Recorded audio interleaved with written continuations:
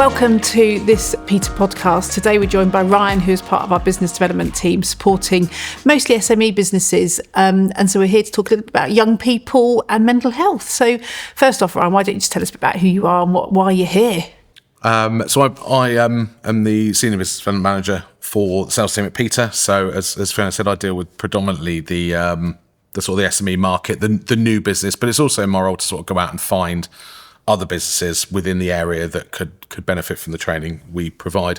I joined Peter initially in 2024, left for a short spell and then returned to a similar role and just kind of picked up where I left off.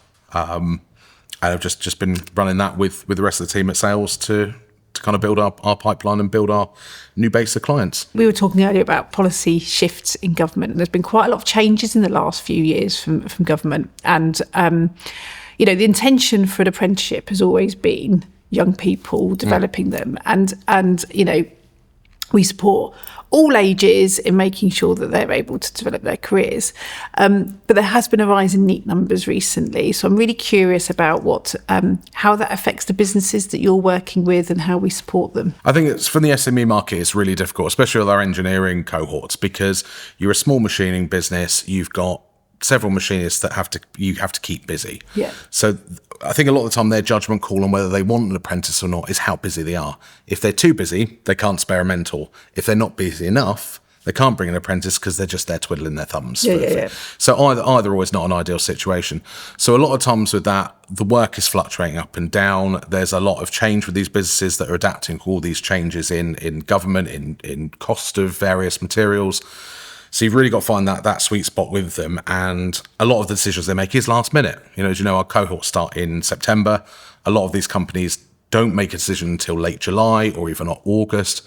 We've got to be quite reactive to that. But I think that's been really prevalent this year when I've started engaging with customers at the beginning of the year. They're like, we're going to have to hold off. We're going to have to wait. Yeah. And that is obviously having a knock-on effect with a lot of things that we're doing. Obviously, with the IT apprentices and the business admin, they can start any time. So that's really, really good that they can follow that through and just start when they're ready. But with engineering, we've got those set times to start. So it is a little bit of a challenge. And I think that's probably the biggest change this year. Yeah. And so you're seeing people now starting to develop apprentices. The market, so what I'm hearing is the market was a bit stagnant. The employers were cautious, I think, in the world at the moment. And so we're seeing a bit of that shift, are we, in SMEs? Yeah, I mean, with SMEs, there's a huge demand at the moment for the training we provide in engineering and apprenticeships as well. There is a labour shortage across the board. People are desperate for fitters, they're desperate for machinists, welders, and are now looking at apprenticeships are the answer to that. Yeah. Yeah, it's and as it's always been the benefit of apprentices, you take someone, you develop them in-house. You can have that person start unskilled or semi-skilled, and you can mold them to be that kind of employee that you want in your business. A, so they haven't picked up any bad habits, but B, so they stay with you. They grow with your business. So after the apprenticeship ends, they're still there. Yeah. And again, it's refreshing that labour. It's teaching in-house. And it's developing your own workforce. And I think that's the kind of view a lot more companies are taking this year compared to before, where it was, I think the idea of having cheap recruitment through apprenticeship is the wrong answer. And I think that's kind of gone, and there's a lot more investment in actually developing people in-house now compared to last year. Yeah, okay, that's really interesting. And also there's apprenticeship units now, and some of those are within those engineering sectors. Yeah. A lot of people who, I think one of the biggest obstacles to engineering is the apprenticeships is the length of time. Yeah. There are a lot of people there that, from an employer point of view, they don't want to invest in a young person who's already at the business because they're not sure if they're going to stay. And you can see it from their point of view that they've invested a lot of this money and then they go. But the other side of it from the learners is they don't want to commit 3 years to an engineering apprentice. And I think we've really, really found this gap in the middle where they can get a lot of the learning from the apprenticeship really condensed down into a strong monthly unit. And that works for either side. Yeah. The learners or the young employees can upskill themselves, but not over such a wide space of time. From an employer point of view, they're not having to release someone every week for 3 years. They're not having to invest in a longer program or free up a mentor. to help train them. So it kind of works for both sides. It's a really, really good alternative to those 3-year apprentices that we do. And that's really interesting, because then there's an opportunity for smaller businesses to cross-train their teams. Absolutely. To help them to get to where they need to get to in the short term. Yeah. Right. Okay. No, that makes huge sense. So there's a rise in NEET numbers as well. We've mentioned there is occasionally nervousness, particularly in small businesses, about taking on young people. So I'm curious about how we could resolve some of that. I think the other side with apprenticeships is it's obviously not all young people. Yes, that's the focus. That's what it is. There is people that have had bad experiences in the past. And I think for us, and especially at Peter, what we do in comparison to some of the other providers is we take that extra step to make sure that the people we're putting forward for apprenticeships, the people are, they have been vetted properly. Yeah. We've given a lot more thought into making sure that if we're presenting a customer with 3 potential apprentices, they're the right fit. They've got the attitude. Again, we ask for those video interviews or those videos packages they do to get more of an idea of what they're like as a person. We've warned people that sometimes people are a bit nervous when they're doing these things. But these extra steps that we take, I think really offsets a lot of that nervousness that employers have.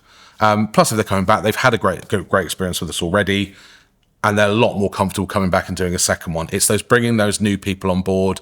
You sometimes bring on the horror stories they've had in the past. Yeah. So someone started with this or that supplier, the tutor never came, or they left after 6 weeks, or this happened, or they weren't the right fit, or their attitude. But all these things we can completely eliminate before we've even started, just from that little extra step we put in to help drive the right people to the right roles. Yeah.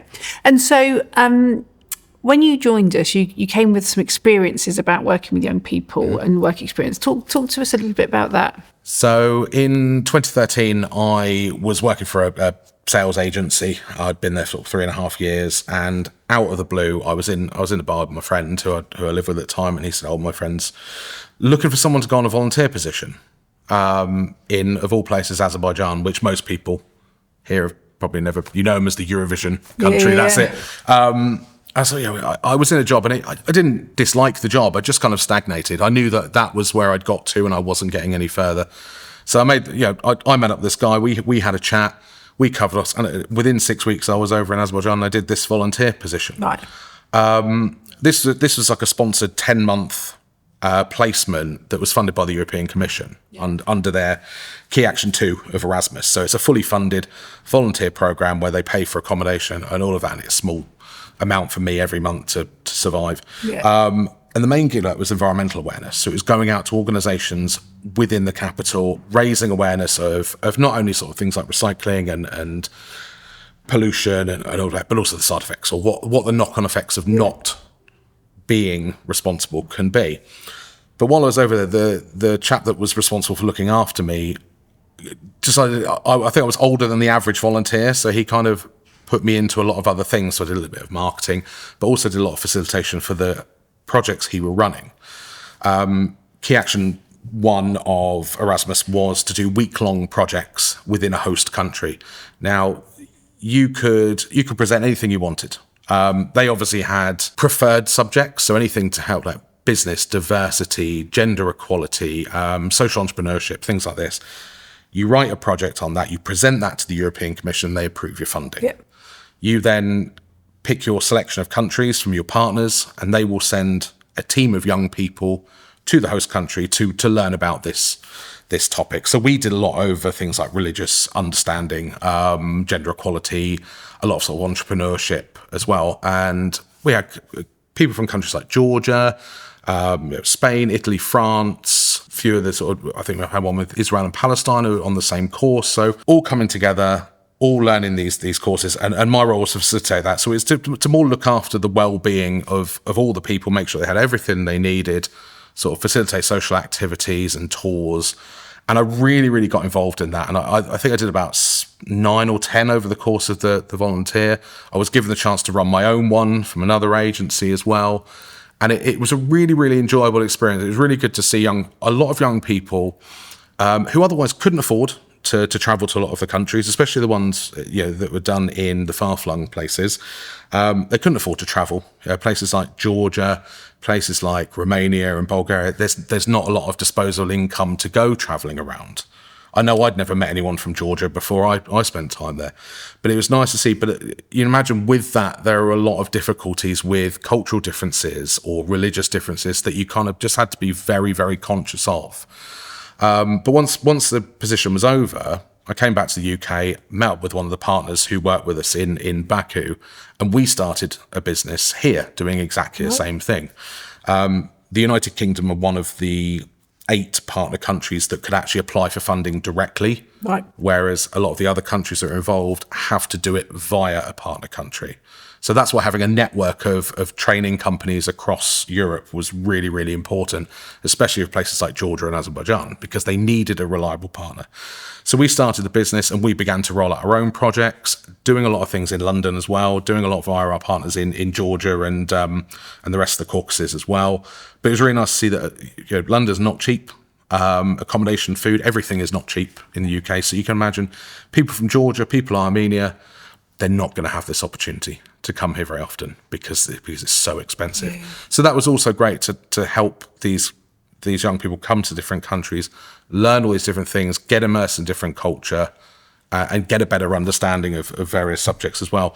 It was a fantastic experience. Unfortunately, Brexit saw the end to our funding. We were still part of Erasmus, but it became very difficult to navigate that. And then a few years later, the Conservatives actually pulled us out of the Erasmus Plus scheme, so the funding completely dried up. Now, I'm right in thinking that's come back very recently, hasn't it? There is. I think the issue with it is we don't quite know what shape that will take yet. I think from what I've seen, what I've heard, I think where we're coming back is that kind of understanding between organisations. So they're opening up funding for training companies in different countries to come together and meet and exchange best practice. Right. So, which is fantastic, which is great, but it's still not young person centric as a whole. But there are a lot of young training organisations that are predominantly founded and run by young people that have done an Erasmus Plus course and kind of fell in love with that concept, which is fantastic.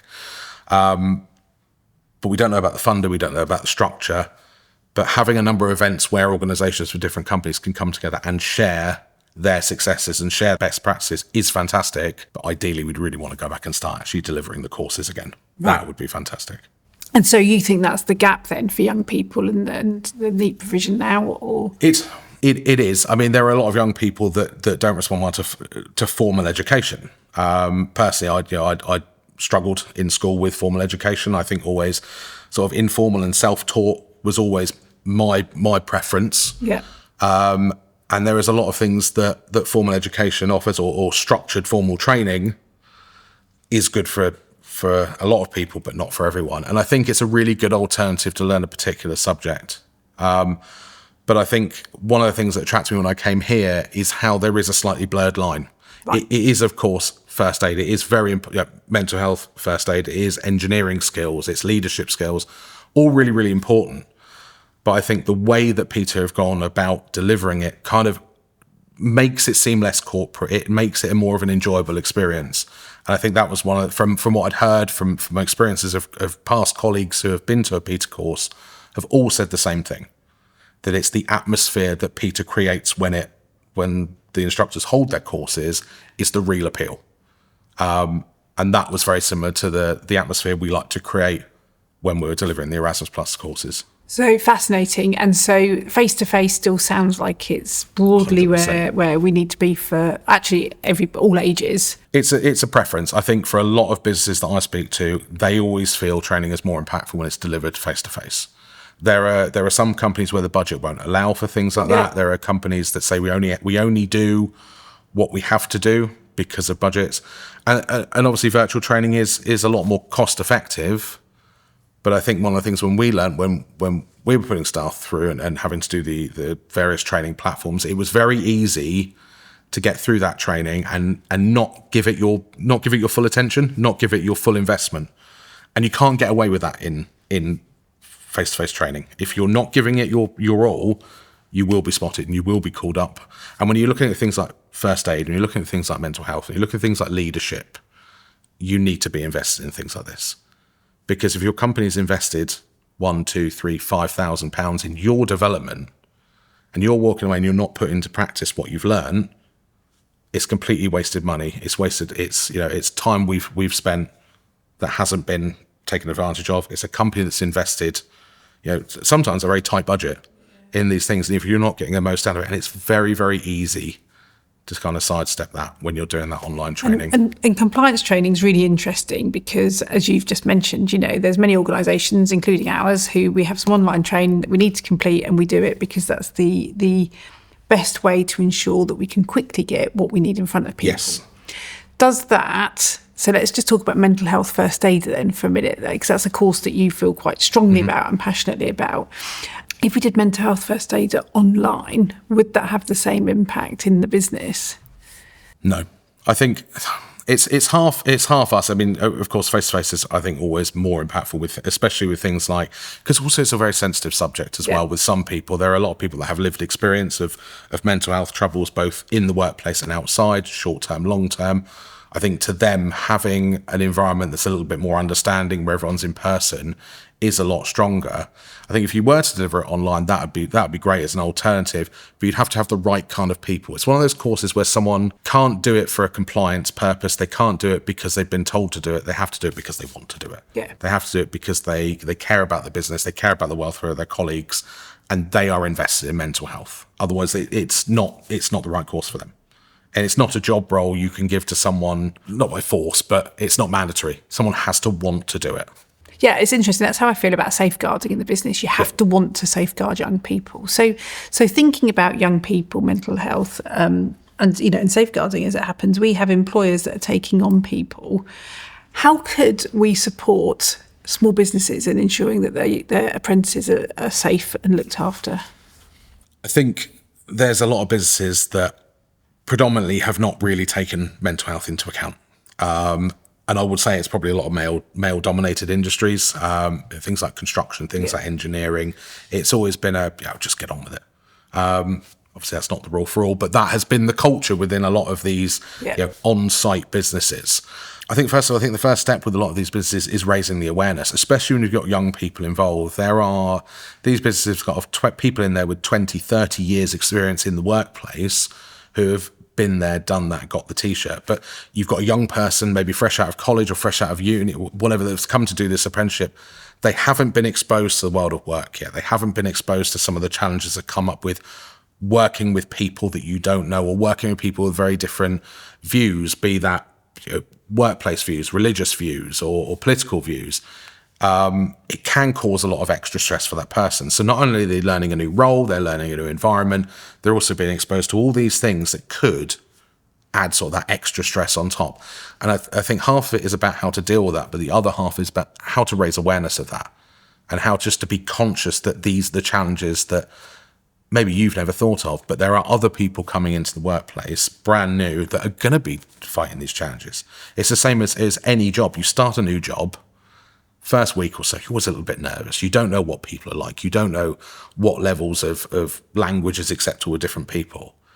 But that goes away after a while. But imagine that, but for months. Yeah. That's the kind of pressure that a lot of young people have when they make that transition from education into the workplace. I think that's really fascinating. Thank you, Ryan, because what it does is it really highlights how there's a whole plethora of things out there to support businesses and taking on young people, in particular small businesses, because there is that financial constraint as well as the releasing them to undertake the apprenticeship programme or whatever development that they choose to have. That's brilliant. Thank you, Ryan. No problem.